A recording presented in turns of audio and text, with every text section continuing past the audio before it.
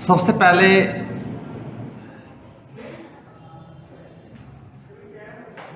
Energy of liquid समझते हैं। क्या लिक्विड के पास एनर्जी होती है?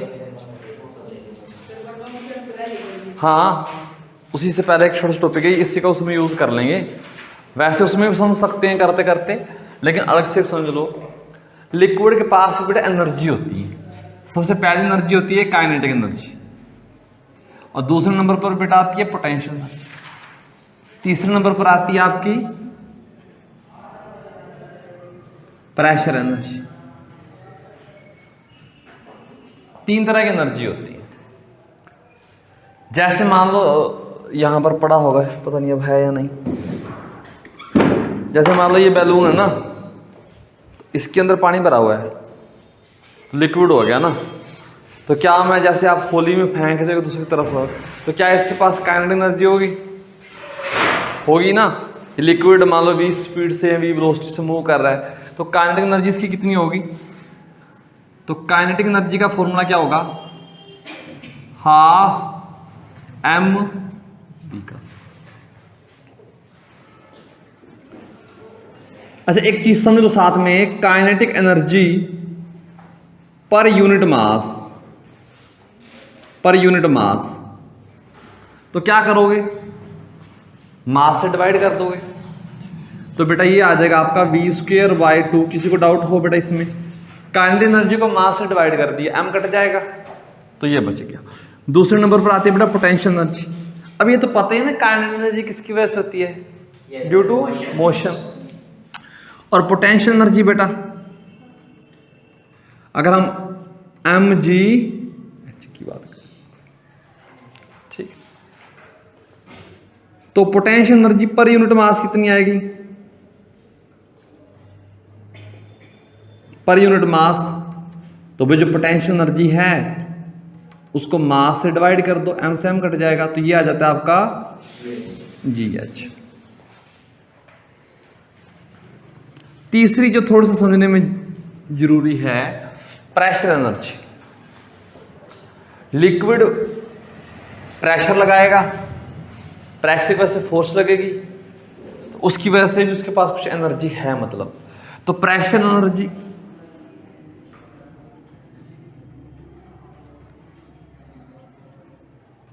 अब प्रेशर एनर्जी को ऐसे समझो, मान लो आपके पास बेटा कोई कंटेनर है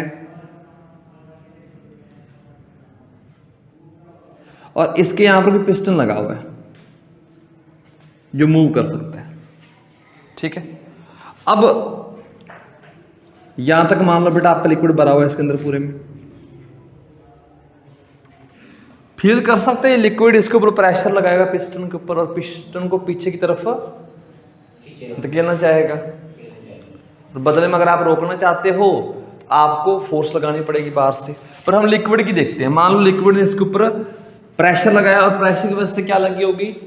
फोर्स। और फोर्स की वजह से क्या हुई होगी? छोटी सी डिस्प्लेसमेंट।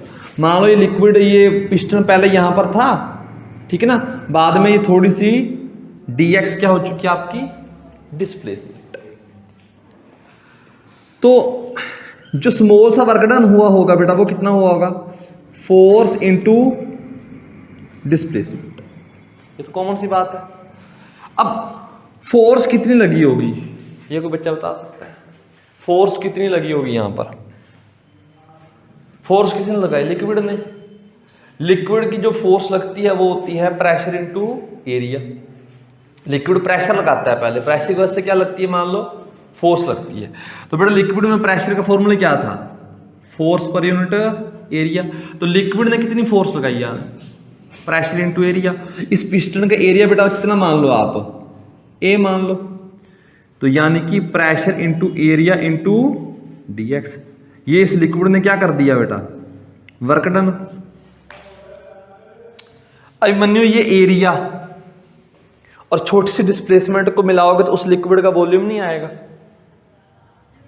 मान लो जब इस लिक्विड ने पिस्टन के ऊपर वर्क किया तो पिस्टन थोड़ा सा पीछे जाएगा।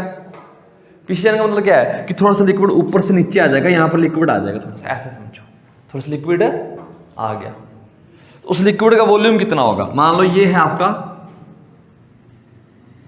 ये एरिया है, ये dx है, ये बेटा कितनी बार यूज कर लिया, एरिया इंटू लेंथ वॉल्यूम आ जाएगा। तो यानी कि ये जो वर्क डन आया प्रेशर और ये बन जाएगा बेटा वॉल्यूम, स्मॉल सा वॉल्यूम आ जाएगा। ये जो वर्क डन आया ना ये वर्क डन ही क्या है आपका, इसको बोल सकते हैं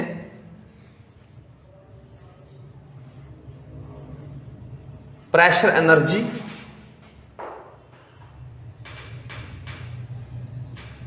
इन वॉल्यूम dV।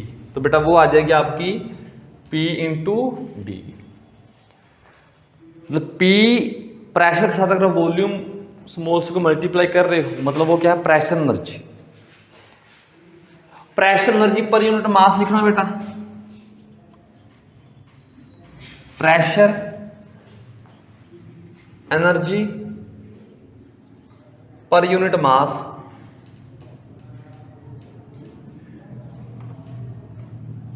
तो जो लिक्विड बेटा इधर आया उसका मान लो स्मॉल सा मास होगा, और मास को तो बेटा आप ये भी लिख सकते हो ना, डेंसिटी इंटू वॉल्यूम। तो dV से dV कट गया। ये शायद आपने पढ़ा हो बर्नौली थ्योरम में, प्रेशर बाय रो यानी डेंसिटी। इसको बोलते हैं बेटा प्रेशर एनर्जी पर यूनिट मास।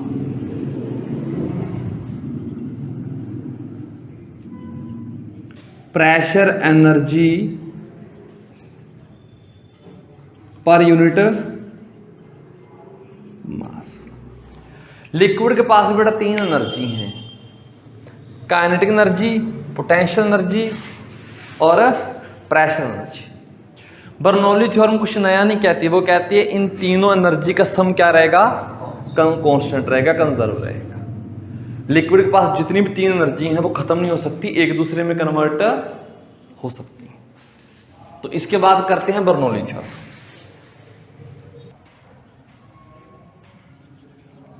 तो बर्नौली थ्योरम क्या कहती है, ये कहती है प्रेशर एनर्जी से potential energy plus kinetic energy plus pressure energy per unit मास, ये भी याद रखना साथ में, पर यूनिट मास इक्वल टू क्या आना चाहिए, कांस्टेंट।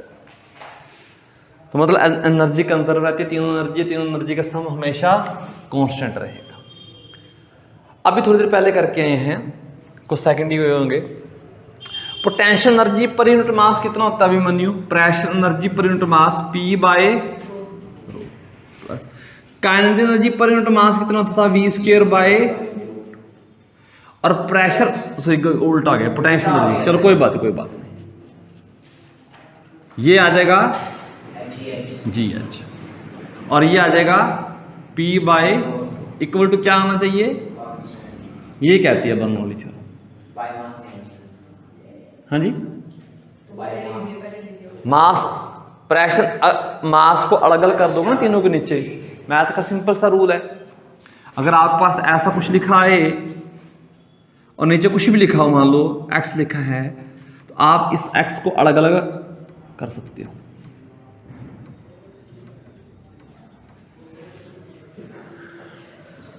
एक गलती बहुत करते हैं बच्चे, वो बता देता हूं, +2 में भी करते हैं, वैसे भी हर साल देखते हैं। जब बच्चे देखते हैं ना और कोई जोर नहीं चलता बेटा, वो ये भी कर देते हैं। मैं 12th वालों को मैथ करवा रहा था, मैंने उनको समझाया बेटा ये गलती मत करना, कहते सर ये थोड़ी गलती करता है, और टेस्ट में बेटा उन्होंने की हुई थी, ठीक है ना, कई बार हो जाता है। चलो ठीक,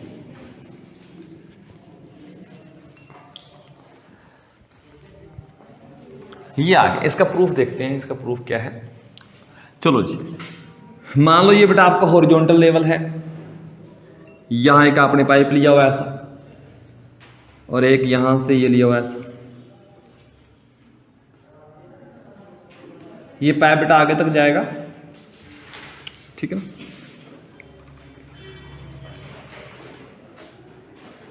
यहां का एरिया बेटा A1 मान लो, यहां की वेलोसिटी V1 मान लो, और इसकी जो हाइट है बेटा, ये आप हाइट h1 मान लो। ऐसे बेटा आप यहाँ की बात कर लो, ठीक है ना। यहाँ का एरिया आप बेटा A2 मान लो, वेलोसिटी स्पीड V2 मान लो, और ये जो हाइट है आपकी बेटा ये h2 मान लो।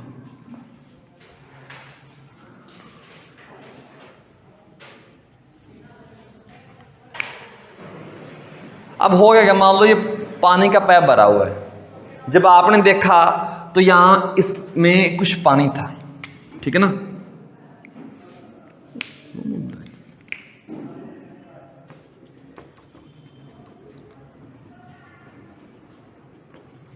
मान लो ऐसा कुछ ये ब्लू कलर का पानी, dt टाइम में पीछे से नया पानी आएगा, कॉमन सेंस है ना। मान लो ये पानी आपने देखा, अब कुछ टाइम में पीछे से नया पानी आएगा।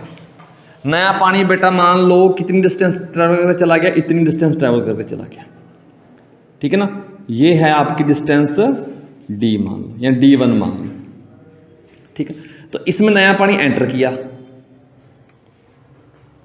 अब ये पानी यहां से निकलकर आगे भी तो जाएगा, जब पीछे से एंटर करेगा पानी वो बेटा आगे भी जाएगा। मान लो यहां पर ये पानी आ गया,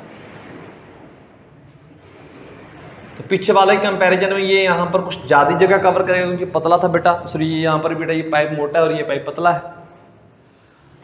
अब ध्यान से देखो कि इस केस में आपने स्टार्टिंग में इनिशियल में पोटेंशियल एनर्जी किसकी लिखोगे, मान लो इसको A मान लो, इसको आप A' मान लो, इसको B मान लो, इसको B' मान लो। दो केस हैं, एक इनिशियल वाला और एक फाइनल वाला। जब आपने देखा तो यहां पर कुछ पानी भरा हुआ था, थोड़ी देर बाद ये पानी थोड़ा सा आगे शिफ्ट हो गया, मान लो यहां पर चला गया। आपने काइनेटिक एनर्जी में चेंज निकालना है, आपने पोटेंशियल एनर्जी में चेंज निकालना है। तो काइनेटिक एनर्जी में चेंज कैसे निकालोगे, फाइनल माइनस इनिशियल। अब थोड़ा सा लेंथी हो जाएगा, लेकिन ध्यान से समझो, एक बार समझाने की कोशिश करता हूं। मान लो काइनेटिक एनर्जी आपने लिखनी है, इनिशियल वाली लिखनी है। इनिशियल वाली काइनेटिक एनर्जी बेटा किस किस की लिखोगे, इसकी A से A' और A' से B तक, ये लिखोगे ना भाई। ये लिक्विड है और यहां से आए कुछ लिक्विड है, मुझे नहीं पता क्या सिस्टम है, लेकिन मैं लिखूंगा kinetic energy A' plus A' B। ये इनिशियल वाली है, ध्यान देना। अगर ये लिक्विड यहां से यहां चला गया तो फाइनल काइनेटिक एनर्जी क्या आएगी। देखो यहां पर लिक्विड नहीं है, मैं इस लिक्विड की बात कर रहा हूं जो आगे चला गया, उसमें कितना चेंज हुआ बेटा, ठीक है ना। पुराना लिक्विड यहां से यहां शिफ्ट हो गया। अब यहां से मेजर करेंगे काइनेटिक एनर्जी, तो ये आ जाएगी K A' B plus K B B'। समझे बात को या नहीं समझे। मान लो पहले पानी बेटा इतना था तो मैंने काइनेटिक एनर्जी लिख दी, अब ये पानी बेटा यहां चला गया तो इसकी लिखेंगे ना, इसकी मतलब A' से B और B से B'। मैं समझाने की कोशिश कर रहा था कि अगर आप डिफरेंस लोगे इन दोनों का, कुछ चीज कट जाएगी, कुछ चीज कट जाएगी। कौन सी कटेगी, गौर फरमाना।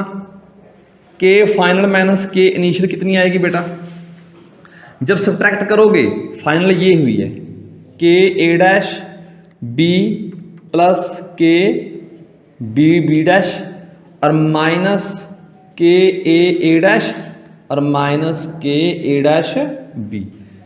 तो क्या ये कटी A' B,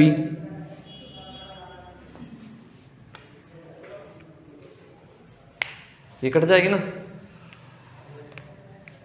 तो मतलब कुल मिलाकर आपके पास काइनेटिक एनर्जी क्या आएगी, जो चेंज आया उसको डेल्टा K भी लिख दो, वो आएगा बेटा। ध्यान से देखो K B B' minus K A', मतलब इस टुकड़े की और इस टुकड़े की, बस बीच वाली कट गई। इस टुकड़े की बेटा काइनेटिक एनर्जी बता सकता हूं क्या आएगी, हाफ mv², हाफ मास बेटा इसका, और v का स्क्वायर यहाँ पर वेलोसिटी बेटा v1 है, माइनस अगले वाले की बेटा हाफ, नहीं गड़बड़ तो नहीं हुई, b डैश है बेटा, इसकी आएगी वेलोसिटी हाफ m, क्या ठीक है लिखा हुआ है, डेल्टा के चेंज इन काइनेटिक एनर्जी, क्या ठीक लिखा हुआ बेटा। यहां का जो मास था और यहां की स्पीड का स्क्वायर, और यहां का जो मास है बेटा यहां की स्पीड का स्क्वायर, ठीक। अब मैंने इस बार मास mm ले लिया क्योंकि मुझे पता है जितना मास बेटा यहां से एंटर करेगा उतना मास यहां से निकलेगा। तो इसको लिख सकते हो आप, चेंज इन काइनेटिक एनर्जी को कुछ कॉमन ले सकते हो, half m v2 square minus v1 का स्क्वायर। तो ये आगे बेटा आपकी चेंज इन काइनेटिक एनर्जी। इसको बेटा डेंसिटी की टर्म में भी लिख सकते हैं, ठीक है ना, वो काम भी कर सकते हैं। अब पोटेंशियल एनर्जी बेटा, अब आप समझ गए हो पोटेंशियल एनर्जी जब चेंज निकालोगे तो ये वाला पोर्शन इस बार भी कट जाएगा, तो उसको लिखने की जरूरत नहीं है। तो फाइनल माइनस इनिशियल लिख दो, यानी कि पोटेंशियल एनर्जी किसकी लिख दो, B dash minus potential energy A dash, वो आती है बेटा mgh2 mgh1, ठीक है। कुछ कॉमन आ सकता है बेटा अगर लेना चाहो तो, mg कॉमन आ जाएगा, h2 माइनस h1 आ जाएगा।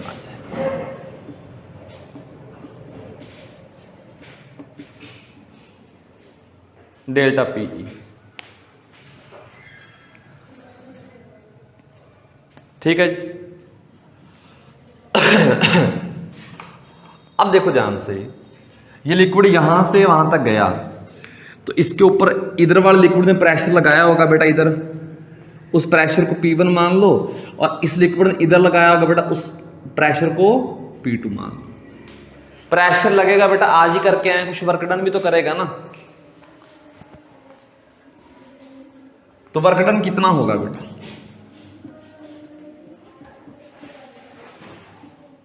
ध्यान से देखना, इस टुकड़े पर वर्क डन कितना होगा, ध्यान से।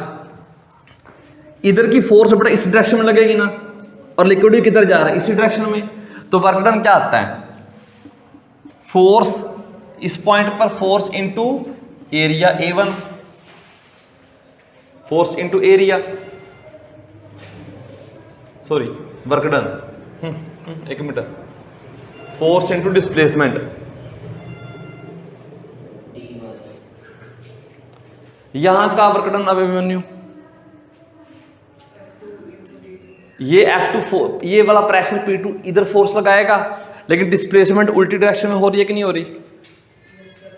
तो मतलब अगर आप इधर फोर्स लगा रहे हो, डिस्प्लेसमेंट इधर आती है, तो वर्क डन एक्टिव लेते हो, किसी को याद हो, किस साइड से, इधर। मैं तो इस टुकड़े का हाल देख रहा हूं ना भाई, इस टुकड़े के ऊपर क्या हो रहा है,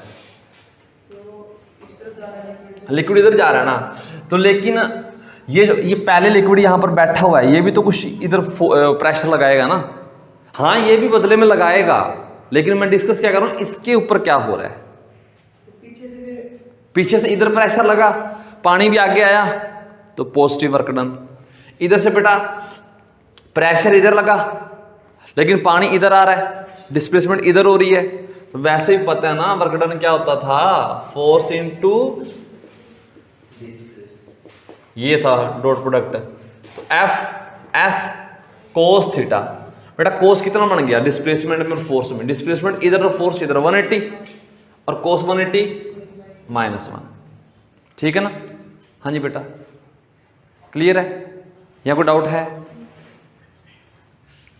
भी। वैसे देख लो ना, अगर कोई जैसे आप एक वजन उठा रहे हो, आप फोर्स लगा रहे हो ऊपर की तरफ, बट वजन हैवी है, वो नीचे की तरफ आ रहा है, आपने फोर्स लगाई इधर, और ये बेटा 2-3 सेकंड बाद बेटा यहां आ गया, लेकिन आप फोर्स ऊपर लगाए जा रहे हो, उठाने की कोशिश करे जा रहे हो, तो फोर्स ऊपर और डिस्प्लेसमेंट डाउनवर्ड में, तो फोर्स और डिस्प्लेसमेंट में बेटा एंगल बन गया आपका 180, और cos 180 होता है आपका -1।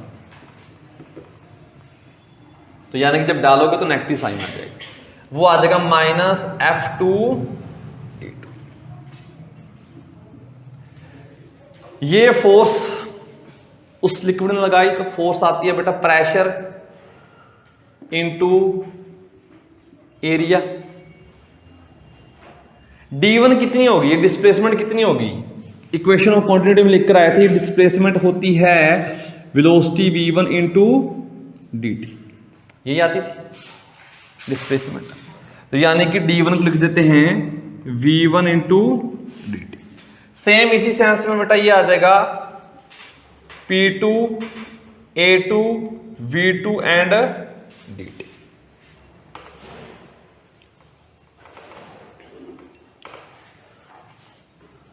तो ये वर्क डन आ गया आपका। क्या कुछ कॉमन लिया जा सकता है? अब आपको इतना पता है इक्वेशन ऑफ कंटिन्यूटी क्या कहती है, इक्वेशन ऑफ कंटिन्यूटी कहती है कि A1 V1 equal to A2 V2, मतलब ये A1 V1 और ये A2 V2 तो इक्वल है। तो मतलब ये कॉमन आ जाएंगे। तो मैं लिख देता हूं P1 माइनस P2, तो A1 V1 dt बेटा कॉमन आ गया। हाँ A भी लिख दो, वो मैं यहाँ पर चलो मेंशन भी कर देता हूं, ये ले लो। कुछ तो लिखोगे ना फिर आपको सर ये A एरिया किसका आ गया, B एरिया किसका आ गया, जिसका मर्जी लिख लो, इक्वल होते हैं। तो A1 V1 equal to A2 V2, चाहे इसको ये लिख दो AB मान लो बेटा, अगर इक्वल ही है तो। एरिया इंटू वॉल्यूम क्या, सॉरी एरिया इंटू वेलोसिटी क्या होती है, और इंटू डिस्टेंस, क्या ये वॉल्यूम बन जाता है? आप ना ऐसा समझो, V1 dt कितनी बनेगी बेटा, V1 dt डिस्प्लेसमेंट और एरिया वॉल्यूम, तो डिस्प्लेसमेंट इंटू एरिया वॉल्यूम, तो ये वॉल्यूम आ गया।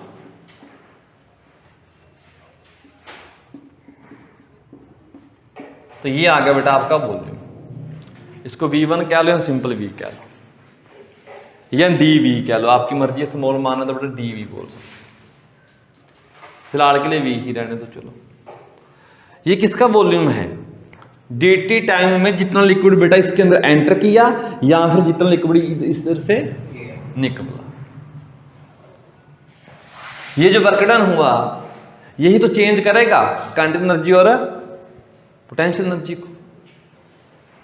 ये जो वर्क डन हुआ या किया, ये वर्क डन किसके इक्वल हो जाएगा बेटा, change in kinetic energy plus change in potential energy. तो यानी कि जो ये वर्क डन आया डेल्टा के ई प्लस डेल्टा पीई,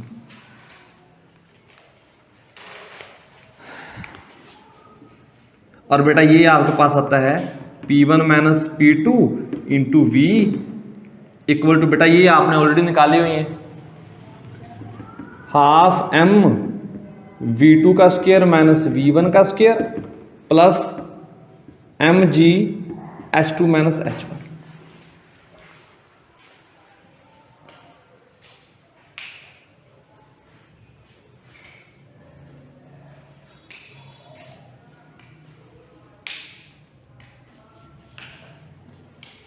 ये मास बेटा यहां से कॉमन ले लो, इन दोनों में से मास कॉमन ले लो, तो P1 माइनस P2 मास जैसे कॉमन लोगे, इसको ना अंदर भी मल्टीप्लाई कर सकते हो, करना चाहोगे आपकी मर्जी है। मास जैसी कॉमन लोगे तो ये बन जाएगा V2 square by 2 minus V1 square by 2 और प्लस GH2 GH1। यहां पर बेटा किसी को डाउट हो एक बार देख लो अच्छे से यहां तक। मैंने क्या किया बेटा, इन दोनों में से m कॉमन ले लिया बाहर। अब इसको जब अंदर मल्टीप्लाई करूंगा तो V2 स्क्वायर बाय 2 और इसको अंदर करूंगा तो V1 स्क्वायर बाय 2। फिर यहां से m तो कॉमन आ गया था, G बचा, G को अंदर कर दिया, GH2 माइनस GH1। एग्जाम में बैठे हो, प्रेशर बहुत ज्यादा है बेटा, सीधी इक्वेशन इसके बाद लिख सकते हो, पता ना वही आएगी, ठीक है ना। चलो फिलहाल हम करते हैं ऐसे।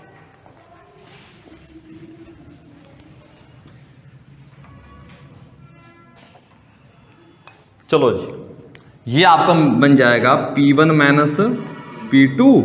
आप देखना ध्यान से क्या करते हैं, इस वॉल्यूम को इस मास के नीचे ले जाते हैं, डेंसिटी बन जाएगी, ये V2 था प्लस GH2 GH1, इसको डेंसिटी लिख दो।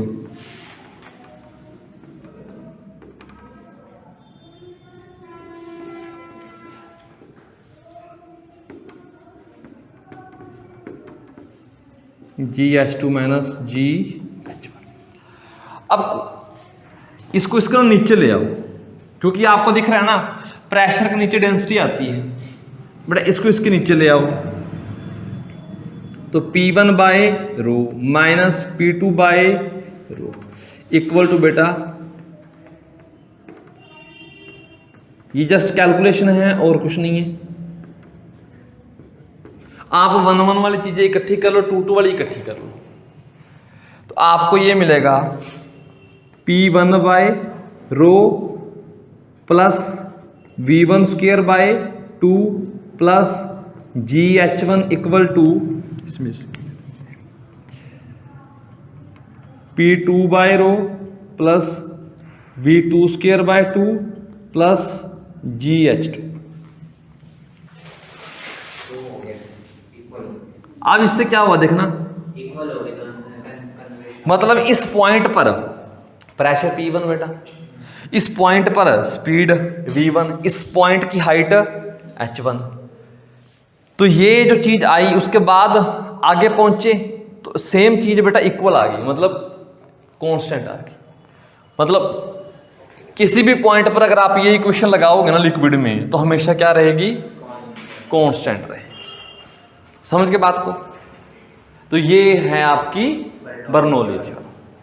डेरिवेशन आ सकता है तो कर लेना, न्यूमेरिकल तो बड़ा फॉर्मूले पे आएंगे। एक इसमें थोड़ी सी और ऐड कर लेते हैं, इसको मिटा देते हैं।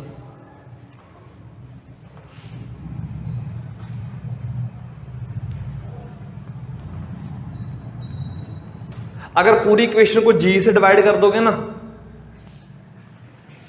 पूरी इक्वेशन को G से डिवाइड कर दोगे तो आपको कुछ नई नई टर्म मिलेंगी। ये जो इक्वेशन है यानी कि ये वाली, मैं इसको ऐसे भी लिख सकता हूं, तो ये है बेटा आपका GH plus P by equal to constant. इस पूरी इक्वेशन को जब G से डिवाइड करोगे तो यहां पर बेटा क्या बचेगा, देखो पूरी इक्वेशन को G से डिवाइड कर दो, इधर भी G और इधर भी G,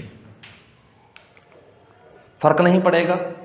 लेकिन जब बेटा आप इसको अलग अलग भेजोगे, इसको अलग अलग, तो बेटा G कट जाएगा, H बचेगा, प्लस ये बचेगा V स्क्वायर बाय 2G, ये बनेगा बेटा pressure divide by rho G equal to बेटा, अच्छा कांस्टेंट के डिवाइड में कांस्टेंट करोगे तो कांस्टेंट ही आएगा ना, तो ये क्या आएगा, कांस्टेंट। इसको बोल देते हैं बेटा पोटेंशियल हेड, पोटेंशियल हेड। इसको बोल देते हैं बेटा वेलोसिटी हेड, और इसको बोल देते हैं बेटा आपका प्रेशर हेड।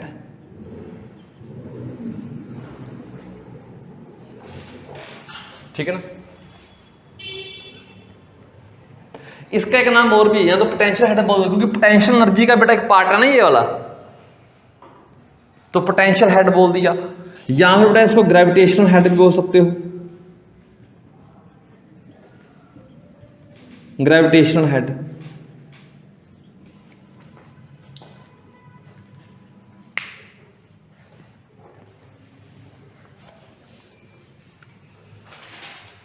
अच्छा खासा डेरिवेशन है।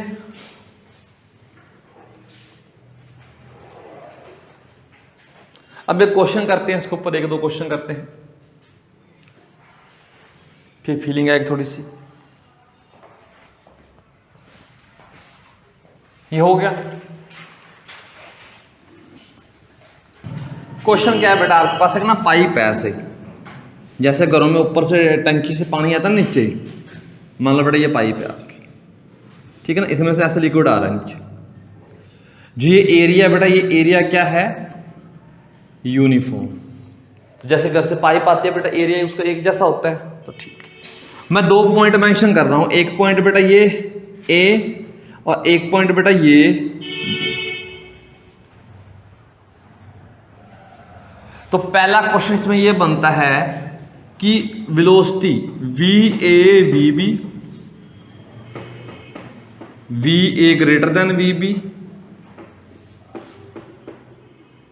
We A less than V B, और फोर्थ पर आपका नन ऑफ दीज। बताओ जी इस क्वेश्चन में, इसी में कौन सा ऑप्शन ठीक होगा? पानी आ रहा है पाइप में ऊपर से नीचे, एरिया यूनिफॉर्म है ना, यूनिफॉर्म एरिया।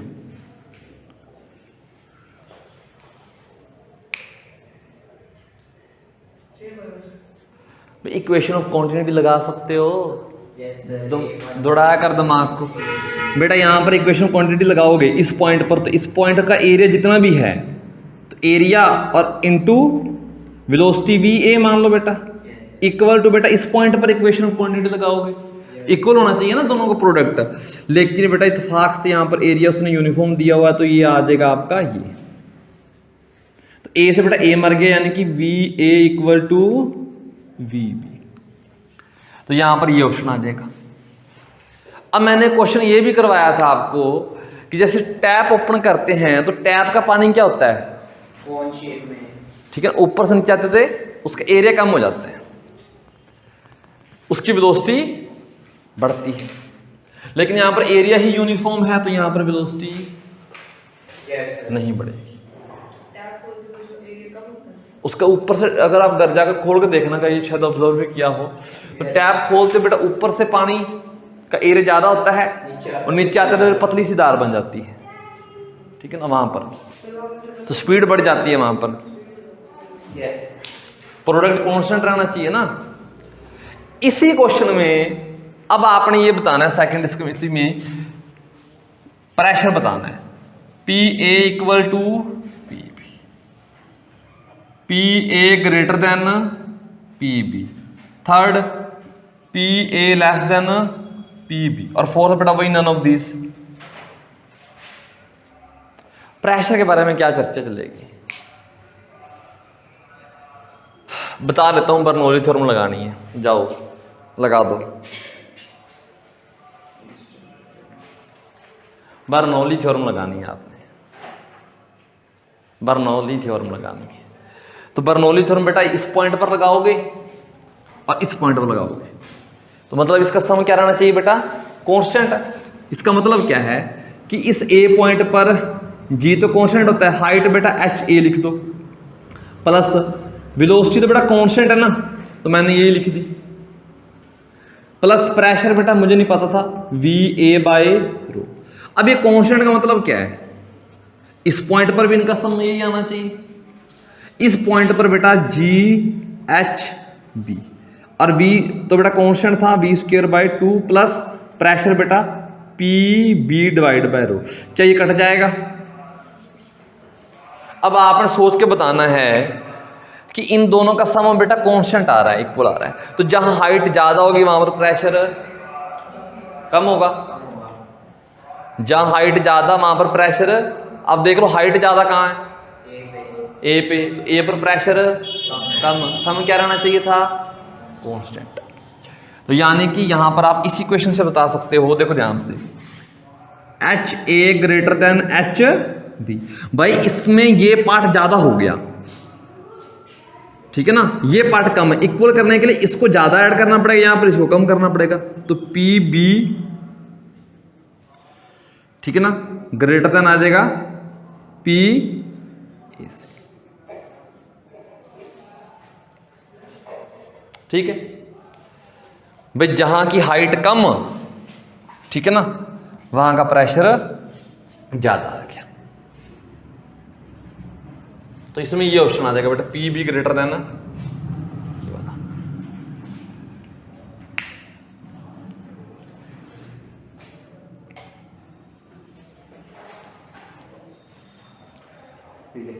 ठीक है, एक क्वेश्चन इसके जैसा ही है, वो भी कर दो बेटा, लगे हाथ।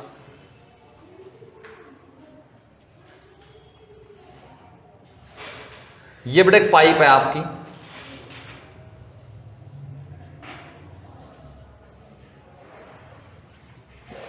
इस पाइप में मान लो बेटा वाटर फ्लो कर रहा है आपका, ठीक है।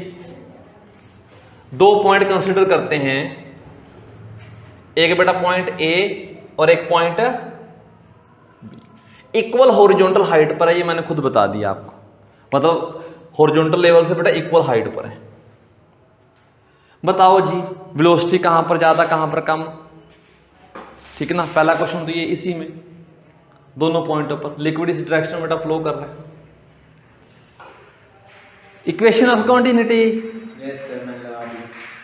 इक्वेशन ऑफ कॉन्टिन्यूटी, ये एरिया ज्यादा है, यहां पर वेलोसिटी कम हो जाएगी। तो मतलब पहला इस बारे में लिख सकते हो, ऑप्शन लिखने की जरूरत नहीं है कि वी ये लेस देन हो जाएगी। अब प्रेशर के बारे में क्या हालचाल है, बर्नौली थ्योरम, सीधा तुक्का नहीं मारना।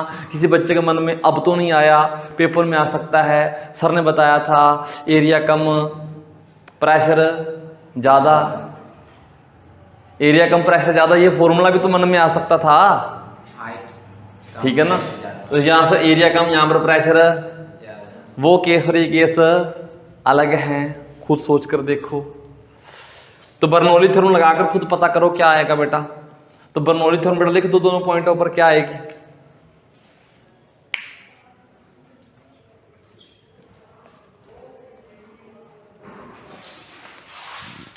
Bernoulli theorem. तो P A by rho plus, अब वेलोसिटी सेम नहीं है भाई, लेकिन हाइट तो सेम है ना। क्यों सेम आएगा, P B by rho plus V B square by 2 plus G H, बेटा जी एच कट जाएगा इस बार, जी एच कट गया। तो वेलोसिटी और प्रेशर देखो बेटा, इनका सम कांस्टेंट आ रहा है, तो प्रेशर ए पे ज्यादा होना चाहिए। जहां पर देखो इनका सम कांस्टेंट है ना, तो जहां पर वेलोसिटी ज्यादा आएगी वहां प्रेशर कम होना पड़ेगा, तभी तो बेटा सम इक्वल रहेगा ना। सम आ रहा है ना दोनों का।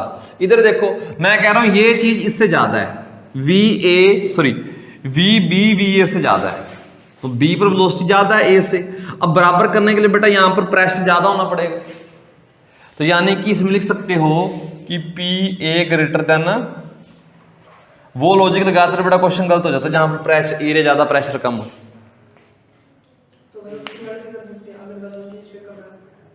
वहां से कर सकते हो, लेकिन कुदरती तौर पर बेटा यहाँ पर हाइट क्या दी हुई है, सेम दी हुई है। अगर उसको भी चेंज कर देते फिर पूरी कैलकुलेशन करनी पड़ती, समझ के बात को। तो बर्नौली थ्योरम ये कहती है देखो यहाँ पर अगर बर्नौली थ्योरम की देखें, अगर वेलोसिटी सेम है तो हाइट के हिसाब से प्रेशर बेटा देखेंगे, अगर बेटा हाइट सेम है तो वेलोसिटी के हिसाब से प्रेशर देखेंगे। तो जहां पर वेलोसिटी ज्यादा हो जाएगी वहां पर प्रेशर कम, ज्यादातर केस में आप ये देख सकते हो। एक छोटा सा मैं काम आपको करके दिखाता हूं, ठीक है ना। ये इसकी एप्लीकेशन है,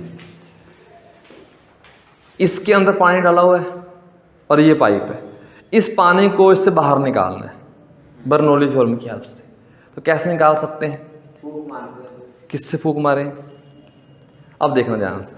तो मैं इसके साथ ना यहाँ पर एयर फ्लो करवाऊंगा काफ़ी ज़्यादा स्पीड से, तो काफ़ी स्पीड से यहाँ से एयर फ्लो करेगी तो यहाँ का प्रेशर कम हो जाएगा, लेकिन नीचे तो प्रेशर उतना ही है। तो जो लिक्विड है, जो प्रेशर एयर का प्रेशर लिक्विड के ऊपर ज़्यादा फोर्स लगा देगा और अंदर पाइप से पानी ऊपर आ जाएगा। देखते हैं,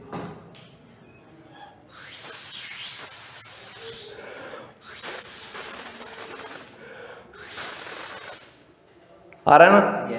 तो जो आपका वो स्प्रे वाला करते नहीं है, आप दबाते हो कोलन के साथ साफ सुफ करते हो, तो वो भी यही काम होता है। तो पानी आपने फिल्मों में देखा होगा कहीं पर, अगर कोई सी का सीन ले रहे हैं ना समुद्र का, और जहाज समुद्र के बिल्कुल पास होकर जाता है तो उसका पानी एकदम से ऊपर की तरफ आता है। आपने सीन देखा है फिल्मों में? कई बार क्या होता है, कोई जहाज मान लो गिरने वाला है तो समुद्र के पास बिल्कुल आ जाता है, मान लो ऐसे कोई कंडीशन, या समुद्र के बिल्कुल पास से अगर वो जहाज को लेकर जाएंगे, बिल्कुल पास, सी लेवल के बिल्कुल पास, मान लो गिरने ही वाला है, अच्छा, तो बिल्कुल पास लेकर जाओगे तो वहां पर वेलोसिटी क्या हो जाएगी, बढ़ जाएगी, प्रेशर कम हो जाएगा, तो पानी ऊपर की तरफ आने की कोशिश करेगा, जैसे इसमें आ रहा है। ठीक है, एक तो इसकी एप्लीकेशन ये रही। एक आप और कर सकते हो,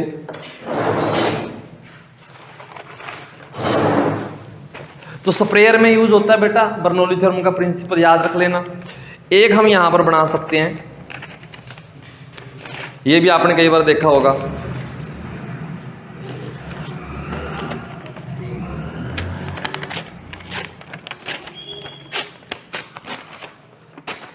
अब यहां पर देखा होगा ना, ये तो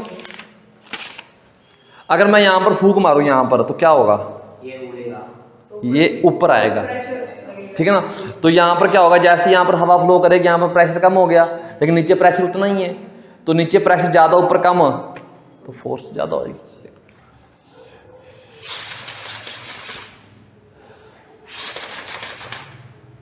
ठीक है, इसका जिम्मेदार कौन है, ऊपर वाला प्रेशर, नीचे वाला ना, नीचे वाला।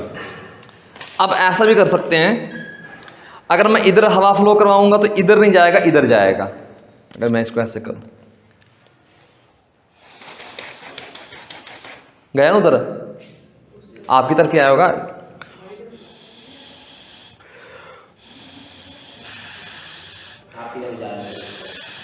तो अब मेरी तरफ आ रहा होगा, तो इधर प्रेशर ज्यादा हो गया, तो फिर प्रेशर कम हो गया, इधर प्रेशर ज्यादा तो इधर आ गया। अब आपने एक चीज नोट की होगी, जैसे ना घरों में तो अब नहीं डालते, लेकिन जैसे कोई गाड़ी खड़ी करने वाला अगर बनाना है, उसके ऊपर टीन डाल देते हैं, पूरा लेंटर नहीं डालते, कॉस्टली पड़ता है। गांव में हमने अक्सर देखा हुआ है, जैसे तूड़ी तक डालनी हो तो उसके अंदर ऊपर टीन डाल देते हैं, थोड़ी सी हल्की होती है, सस्ती पड़ जाती है, ठीक है ना। अरे टीन एक लोही पतली सी परत सी होती है, बनी होती है, ठीक है ना। चलो देख लेना, दुकानों में लक्ष्मी वाले में दिख जाएगी बेटा पड़ी हुई बाहर, ठीक है ना। तो उसमें क्या होता है, ये कह लो कि हल्की छत है किसी चीज की। अब मान लो ये कमरा है आपका, यहां से बंद किया हुआ है, और हमारे गांव वाले क्या सोचते हैं, ज्यादातर सारे सोचते होंगे, अब इधर से हवा आई, मान जो पूरी तेज हवा चलती है, पीछे भी बड़े काफी आई से, यहां पर हवा चलती है, उनकी थिंकिंग ये है, सोचने है कि यहां से हवा आई, इसको जाने का रास्ता नहीं मिला, इस हवा ने इसको उड़ा दिया। अंदर हवा आई, बाहर तो चल रही है ना, ऊपर वाली तो चलेगी। वो कहते हैं जो अंदर हवा आई, इसको जाने का रास्ता नहीं मिला, इसने इसको उड़ा दिया। गलत है। क्यों? क्योंकि ये हवा आई, अगर ये चली जाती इसको बचने का रास्ता मिल जाता, ठीक है ना। अब ऊपर वाली हवा चलेगी, उसकी वजह से बेटा यहाँ पर स्पीड ज्यादा होगी, प्रेशर कम हो गया, अंदर वाली हवा बेटा आराम से बैठ गई यहाँ पर, लेकिन अंदर तो प्रेशर नेचुरल है ना, तो अंदर का प्रेशर ज्यादा, ऊपर का प्रेशर कम, तो इसलिए बेटा यहां पर खिड़की बनाते हैं, होल कर देते हैं, खिड़की बना देते हैं मान लो, ताकि अंदर वाली हवा क्रॉस करके चली जाए। अब उनका लॉजिक तब फेल हो जाता है, अगर मान लो ऐसा कमरा हो और हवा इधर की आई हो, अब तो अंदर एंटर नहीं की ना, अब भी उड़ सकता है, क्योंकि ऊपर अंदर तो प्रेशर एटमॉस्फेरिक प्रेशर है, ऊपर प्रेशर क्या हो गया कम, नीचे बेटा नॉर्मल प्रेशर है, तो बेटा इसको उड़ा देगा। तो इससे बचने का तरीका क्या है सर? इसका बचने का तरीका है कि यहाँ पर खिड़कियां, विंडो बना, ठीक है ना, यहाँ पे बेटा आजकल तो बेटा जो लेंटर होते हैं भारी होते हैं ना काफी ज्यादा, ठीक है ना, तो वो उड़ नहीं पाएंगे। एक तो ये हो गया, एक ये इसकी एप्लीकेशन है, और एक बेटा आपको बता दी स्प्रेयर में यूज होता है, ठीक है ना। और कहीं पर भी जैसे आपने देखा हो, बताते हैं कि ट्रेन जो जाती है बेटा, ट्रेन जाती है तो ट्रेन के ज़्यादा पास मत खड़े हुआ करो, ठीक है ना। तो जैसे ट्रेन बहुत ज़्यादा स्पीड से जाएगी तो होगा क्या, तो उसके साथ की एयर होगी, उसके साथ पूरी स्पीड से जा रही होगी मान लो, और वहाँ का प्रेशर कम हो जाएगा। आप खड़े हो, आप पर प्रेशर ज़्यादा लग गया, इस साइड कम हो गया, मतलब मैं ही खड़ा हूँ, यहाँ से ट्रेन गई तो यहाँ प्रेशर कम हो गया, पीछे प्रेशर तो नेचुरल है, तो वो धक्का लगाएगा, मैं आगे गिर जाऊँगा। तो जैसे ट्रेन के पास तुम जाते नहीं है, लेकिन कई बार आप गाड़ी में जा रहे हो, गाड़ी में सॉरी बाइक पे जा रहे हो और पास से बहुत तेज बस जाती है, आपके पास से बहुत तेज बस जाती है, तो वहाँ पर भी ये काम होने की चांस है कि बस के साथ भी आपने देखा होगा स्पीड पूरी होती है एयर की, तो वहाँ पर गड़बड़ हो जाती है। एक इसकी एप्लीकेशन ये है कि आपके हार्ट में हार्ट अटैक के लिए बर्नौली थ्योरम रिस्पॉन्सिबल है, वो देख लो कैसे। मान लो बेटा आपके हार्ट की कोई ये इसमें से ब्लड फ्लो करता है, अब ज़्यादा खाने पीने की वजह से आपके हार्ट में कुछ ऐसा यहाँ से जम जाता है ना, बायो वाले बच्चों को पता होगा, दिखाते भी बेटा, आप यूट्यूब पर देख सकते हो, मान लो खाते पीते रहते हो ना, कैस्ट्रोल बोल सकते हो या कुछ और भी बेटा, नसों के अंदर चीज़ें जम जाती हैं। अब जमने की वजह से क्या हुआ, इसका एरिया यहाँ से कम, पीछे से बेटा ब्लड तो उतना ही आ रहा है ना, वेलोसिटी भी से, किस्मत ऐसी कि ब्लड का बेटा जो फ्लो होता है लैमिनर फ्लो होता है, इस पर बर्नौली थ्योरम तो और अच्छे से लगती है, समझ के बात को। तो यहाँ पर वेलोसिटी और यहाँ पर बेटा कुछ एरिया क्या है, A1 मान लो, B1 मान लो, आगे एरिया क्या हो गया, A2, एरिया कम हो गया, एरिया कम हो गया, यहाँ पर वेलोसिटी, एरिया बेटा मान लो यहाँ पर कितना है 8। अब आपका एरिया A1 ग्रेटर देन है बेटा A2 से, तो वेलोसिटी बेटा जो होगी आपकी वो ज़्यादा हो जाएगी। यहाँ पर जैसी वेलोसिटी बढ़ी तो यहाँ पर प्रेशर कम हो गया बेटा, जैसे यहाँ पर प्रेशर कम हुआ, अब बाहर तो बेटा जो नस है उसके बाहर तो नॉर्मल प्रेशर ही है ना, तो उस प्रेशर ने इसको दबा दिया, नस ब्लॉक होने, समझ के बात को। समझ गए सर। जैसे एरिया कम होगा स्पीड और बढ़ेगी और वो और ज़्यादा प्रेशर लगेगा तो वो बंद हो जाएगी, फिर हमारा हार्ट कोशिश करता है दोबारा से प्रेशर लगा कर कुछ करने के बाद भी हमें ब्लड फ्लो करे, जैसे फ्लो करता है बेटा फिर वही केस हो जाता है। ये जो हम खाते पीते हैं ना, जैसे फास्ट फूड खाते हैं जो बच्चे ज़्यादातर है ना, जो भी लगा लो, ये अंदर आपके नसों के अंदर जम जाता है कहीं कहीं, तो वो जम जाता है तो वहाँ पर क्या होता है, आपका एरिया कम हो गया, जो ऑपरेशन करते हैं ना स्टेंट डाल दिए, वहाँ पर एक स्प्रिंग के साथ कुछ पाइप से डाल देते हैं इसको ऐसे चौड़ी करके, तो वो एरिया क्या हो जाता है, बढ़ जाता है, एरिया बढ़ गया और कुछ नहीं। ऑपरेशन में बस आपके अंदर एक जाकर के बेटा यहाँ पर थोड़ी सी पाइप डालनी होती है ताकि इसको पूरा एरिया मिल जाए फ्लो करने के लिए, और कोई काम नहीं है। तो अच्छे से खाया पिया करो, अच्छे से एक्सरसाइज किया करो, ताकि जो थोड़ा बहुत लगा भी हो ब्लड के प्रेशर के साथ ही फ्लो कर जाए।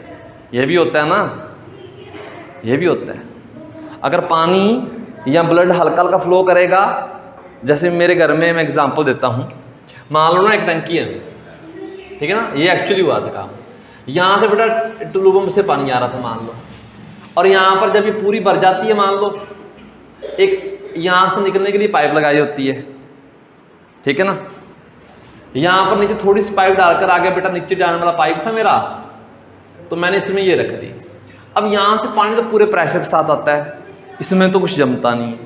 हुआ क्या, इसमें पानी बिल्कुल कम कम आता था नॉर्मल स्पीड के साथ, है ना, इसके अंदर ये पाइप में वही काम हुआ जो ये होता है, काफ़ी कुछ जम गया, तो ये पाइप ब्लॉक होगी, ये पाइप मतलब बंद होगी यहाँ से आगे से, ठीक है ना, 1.5-2 साल में ऐसा काम हो जाता है, ठीक है ना, ये बंद होगी और ये पानी भरकर ऊपर से गिरने लगा। मैंने कहा ये पता नहीं क्या, फिर देखा ये पाइप बंद हुई थी। अगर यही पानी प्रेशर के साथ आता तो ये काम नहीं होता। तो जाने कि जब आप एक्सरसाइज करते हो तो आपको पता होगा ना, हार्ट की स्पीड बढ़ जाती है ब्लड भेजने की, तो वो एक्सरसाइज जरूरी है, ठीक है ना। यहाँ फिर ऐसा है, नहीं करते तो बिल्कुल ही मत करो, क्योंकि जैसे ही आपकी मान लो ये ब्लॉक हुई पड़ी है, और आपने एक्सरसाइज कर दी तो प्रेशर जैसे ही ब्लड का बढ़ेगा, यहाँ पर मतलब फ्लो बढ़ेगा, जैसे फ्लो बढ़ेगा स्पीड बढ़ेगी, प्रेशर कम हो जाएगा, फिर आपका काम और ज़्यादा जल्दी हो जाएगा। ठीक है ना। तो फिर इसका तरीका कैसे छोड़ने की कैसे? जब स्टार्टिंग से आप पहले खाने पीने का अच्छे से काम करो और एक्सरसाइज करते रहो, ठीक है ना। अगर आपकी नस मान लो 70-80% ब्लॉक हो चुकी है, आपको पता नहीं चल रहा है क्योंकि आप इतना ज़्यादा काम नहीं करते, और किसी दिन अच्छे से काम कर दिया तो चांस ज़्यादा रहेंगे। और वैसे भी अगर आप कुछ काम जो नॉर्मल भी करते रहे तो वो वहाँ पर बेटा जमा होते होते एरिया कम होते ये काम, समझ गए। ठीक है, तो चलो जी, बाकी एप्लीकेशन कल कर लेंगे, एक आधी जो रह गई है।